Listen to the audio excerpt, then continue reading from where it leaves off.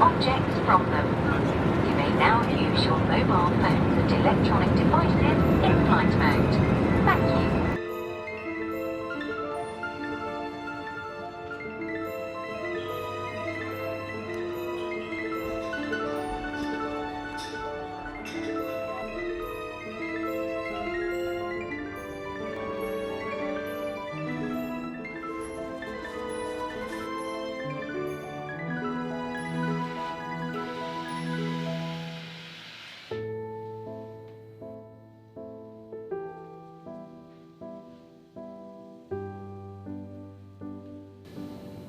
Otelin şu şeyini sevdim.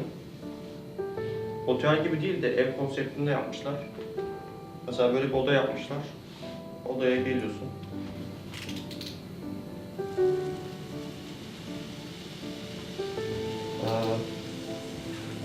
Kartını açıyorsun, oda kartını. Ütünü yapıyorsun, gidiyorsun.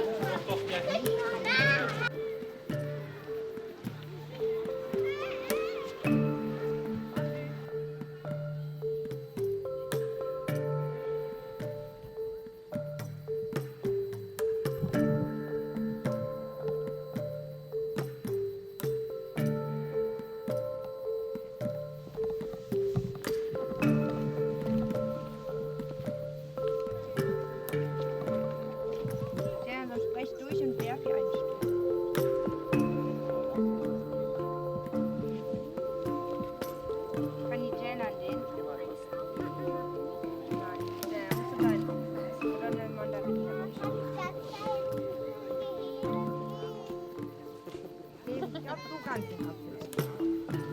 Dann willst du hinter Romy. Guck mal, die Romy ist da hinten und die ganzen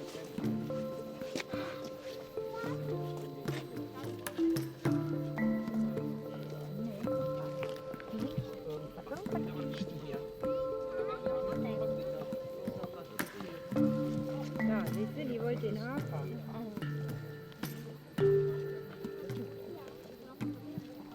Ja, weil die sich ein Buffet hier hat und sich das Beste raussucht.